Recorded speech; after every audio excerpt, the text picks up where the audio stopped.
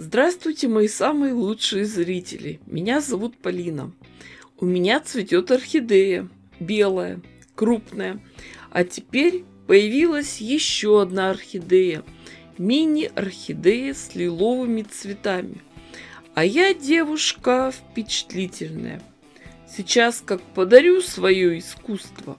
И ткань у меня есть подходящая по цвету, остатки образцы мебельной ткани и кусок гобелена.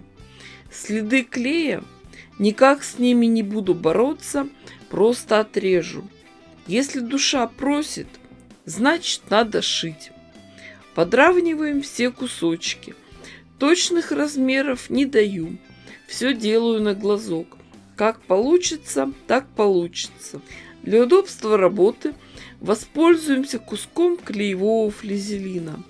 На мини-гладильную доску укладываем куски мебельной ткани и гобелена изнаночной стороной наверх. Закрываем клеевым флизелином и проутюживаем, проклеиваем.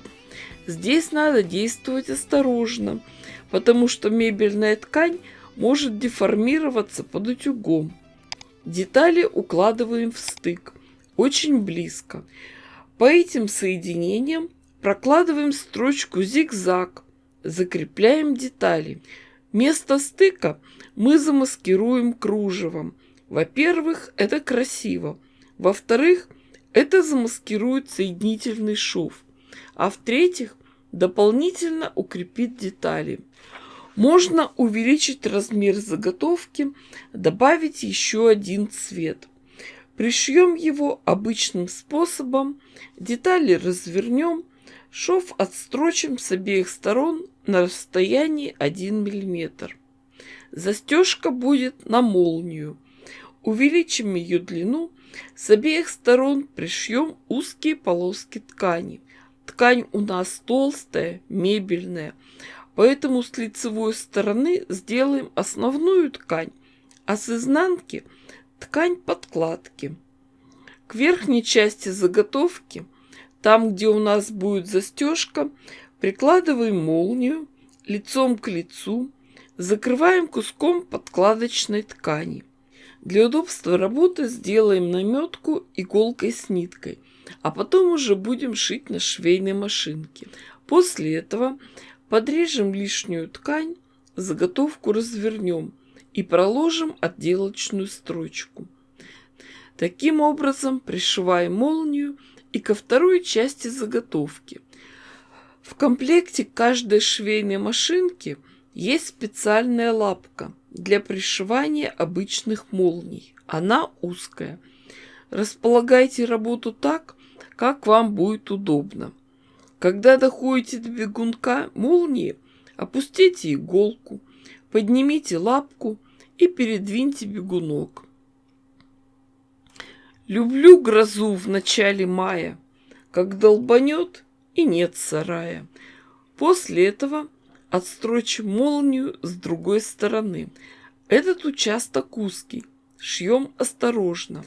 Когда доходим до бегунка молнии, опускаем иголку, поднимаем лапку и передвигаем бегунок. Проверяем лицевую сторону. Затем выворачиваем нашу заготовку. Определяем длину внутренней части подкладки. Детали подкладки сложим ровно и прошьем. После этого вывернем подкладку и совместим с основной деталью. Остается только обработать внутренние швы. Для начала просто прошьем на швейной машинке. А теперь обработаем эти швы бейкой. Верхний край бейки подогнем, проложим строчку. Потом отогнем эту бейку на другую сторону и прошьем на швейной машинке еще раз. Пошире откроем молнию, чтобы было удобно дальше работать. Приступаем к обработке углов. Развернем угол. Наметим линию шва. Углы прошьем на швейной машинке и отрежем лишнее. Открытые срезы обработаем бейкой. Остается только вывернуть нашу замечательную, прекрасную косметичку. постараемся тщательно расправить все углы.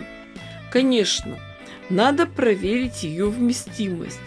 В дамскую сумочку должны входить тушь, помада, крем для рук, бумажные платочки, ключи, телефон, шоколадка, булка хлеба, батон колбасы, 1,5 пива и 5 кило картошки. Кстати, вы знаете, почему Джоконда, Монна Лиза, так загадочно улыбается?